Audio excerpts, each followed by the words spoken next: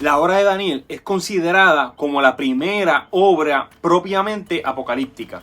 Entre las revelaciones que se narran en esta obra hay un motivo que se repite constantemente después en el Nuevo Testamento y que terminó siendo declarado como una blasfemia que le costó la vida al menos a 2 personas.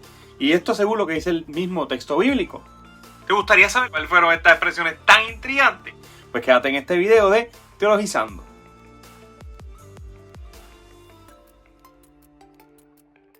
Hablemos un poco del libro de Daniel.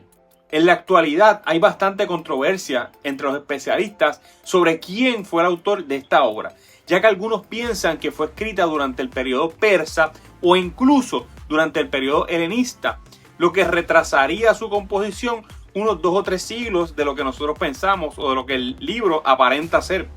¿Y qué significa esto? Pues que la obra no fue escrita por un joven en Babilonia. Sin embargo, esta teoría sobre la autoría de la obra no descarta la posibilidad de que haya existido un joven hebreo con ese nombre y que ese joven hebreo fue llevado cautivo a Babilonia y que se haya vuelto muy famoso en esa época, en la época de los babilonios y los persas.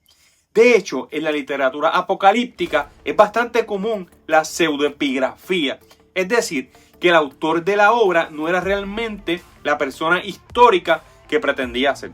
Por lo tanto, más allá de si Daniel escribió o no el libro que lleva su nombre, esto no disminuye su importancia ni su canonicidad, ya que la obra sigue siendo considerada divinamente inspirada tanto para el judaísmo como para nosotros los cristianos. De hecho, es la única obra apocalíptica que se considera canónica dentro del canon hebreo. En cuanto a lo que nos revela la obra sobre Daniel, él fue un joven hebreo que fue llevado como cautivo a Babilonia. A pesar de su corta edad, se convirtió en una figura importante en la corte babilónica, gracias a sus habilidades o a su don para interpretar sueños, lo cual era muy valorado por la corona babilónica, según nos dice el mismo libro. Lo interesante es que la segunda mitad de la obra de Daniel se centra en Daniel contando algunos sueños y algunas visiones, y en ocasiones también explica su significado. Esta innovación en el libro de Daniel abrió el camino al estilo apocalíptico que fue ampliamente difundido y producido durante el periodo intertestamentario, especialmente ante la ausencia de la monarquía hebrea y de los profetas que intentaban que se volviera al pacto en la monarquía.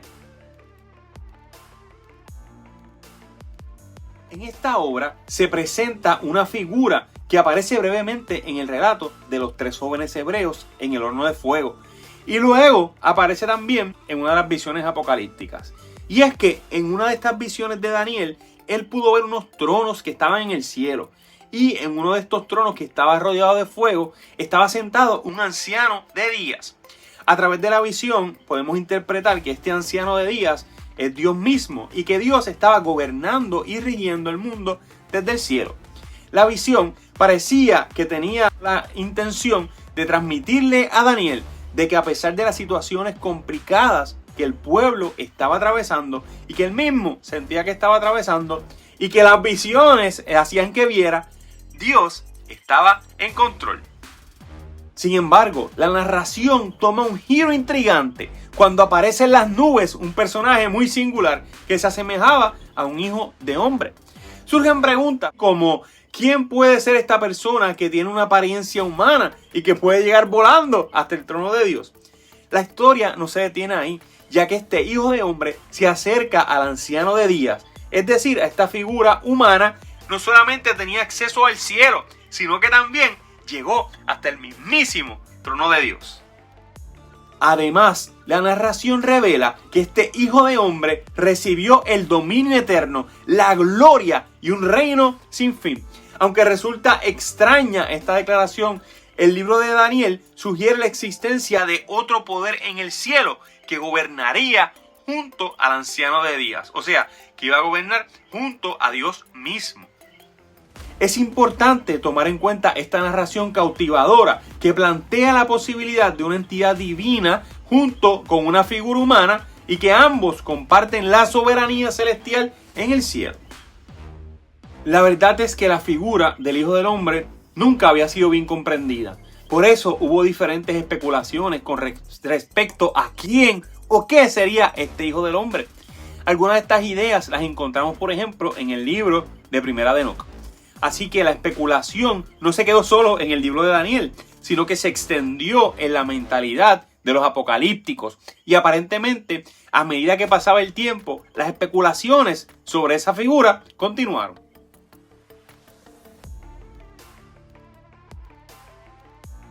Luego, en el Nuevo Testamento, y siendo más específico en el libro de Mateo, Jesús les hace una pregunta a sus discípulos. ¿Quién dicen los hombres que es el Hijo del Hombre? Y las respuestas fueron diversas, lo que demuestra que en efecto la comprensión sobre quién sería el Hijo del Hombre para ese tiempo todavía era bastante variada. Algunos pensaban que sería Elías, y tiene sentido, porque Elías había subido al cielo en un torbellino, y según Malaquías se esperaba que algún día él regresara. Otros pensaban que era Juan el Bautista, que había resucitado porque él era el último gran profeta de la época. Mientras que otros pensaban que tal vez sería alguno de los otros grandes profetas del pasado. Aunque muchas veces Jesús se autodenominó a sí mismo, obviamente, como el Hijo del Hombre, en su juicio ante el Sanedrín, cuando el sumo sacerdote le preguntó si él era el Cristo y el Hijo de Dios, su respuesta fue así: tú lo has dicho. Y además te digo que desde ahora verán al Hijo del Hombre sentado en la diestra del poder de Dios y viniendo en las nubes del cielo. Lo interesante es que en la conversación previa de Jesús con el Sanedrín no había nada que justificara el arresto y procesamiento de Jesús.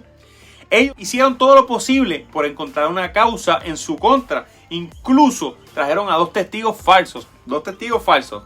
Pero eso no fue suficiente. No fue hasta que Jesús mencionó al Hijo del Hombre sentado junto al trono de Dios que los religiosos encontraron una justificación para condenarlo. Por eso dijeron: ¡blasfemia! ¿Pero cuál fue la blasfemia? Fue que él afirmó que el Hijo del Hombre se sentaría a la diestra del poder de Dios. En la mentalidad de los religiosos de la época, era impensable que un judío mencionara esa idea, a pesar de que la idea en realidad venía del libro de Daniel. Por eso lo presentaron ante los romanos para que fuera juzgado.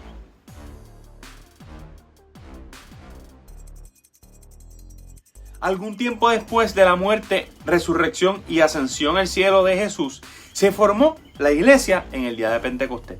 Y la multitud de creyentes crecía cada día más. De hecho, en poco tiempo, los creyentes ya superaban el millar. Por eso fue necesario designar personas para encargarse de las necesidades de esa multitud. Uno de esos hombres fue Esteban. La palabra de Esteban era poderosa. Y al igual que los apóstoles, también realizaba grandes señales y prodigios. Sin embargo, su sabiduría superaba a la de los líderes religiosos. Por esta razón, al igual que hicieron con Jesús, buscaron testigos falsos para acusarlo. Gracias a estas acusaciones falsas, fue llevado ante el consejo religioso, o sea, ante el Sanedrín. Pero allí, en medio de la multitud hostil y sin haber encontrado aún una causa en su contra, su rostro comenzó a resplandecer como un ángel. A pesar de esto, el sumo sacerdote, al igual que había ocurrido con Jesús, le exigió que se defendiera. Entonces Esteban demostró el poder de su oratoria al darles un discurso histórico desde Abraham hasta Salomón. Pero cuando llegó a donde Salomón, que fue el responsable de la construcción del primer templo, les aclaró algo que seguramente no les gustó para nada. El Dios Altísimo no habitaba en un templo hecho por mano de hombres, sino que su trono y su palacio y su templo estaban en realidad en el cielo. Esto resultó un golpe duro para los religiosos y amantes de la estructura del templo. Esteban les estaba diciendo que Dios no se encontraba en el edificio que tanto veneraban, sino que estaba en el cielo. Y luego les dijo que al igual que sus antepasados habían matado a los profetas, ellos también habían terminado con el justo, o sea, con Jesús. Aunque esto los llenó de rabia, nada fue tan grave como lo que dijo al final para ellos. Y entonces todo esto sin olvidar lo que dijo primero de Dios habitando en las alturas en lugar de estar en el templo de Herodes. Y es que Esteban comenzó a decir algo que estaba viendo. Él dijo que vio a Dios y a Jesús a su lado en el cielo. La misma acusación de blasfemia que le había costado la vida a Jesús, ahora era pronunciada por Esteban por las mismas consecuencias. Lo mismo que dijo Jesús cuando se refirió a él mismo. Ahora Esteban lo dice de Jesús. A estos religiosos no les molestaba tanto que les dijeran que Dios no estaba en su templo, sino en el trono celestial. Lo que no podían soportar definitivamente era que un ser humano tuviera la capacidad de ascender al cielo y reinar junto con Dios.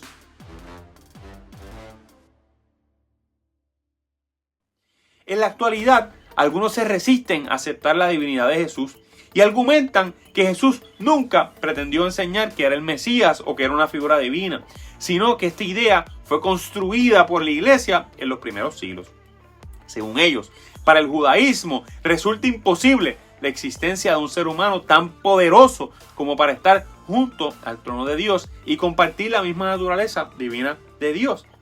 Estos individuos, al igual que los religiosos de la época de Jesús, cierran sus ojos ante las evidencias y no pueden concebir la exaltación de Cristo ni aceptar que tenga un nombre superior al de todos los hombres.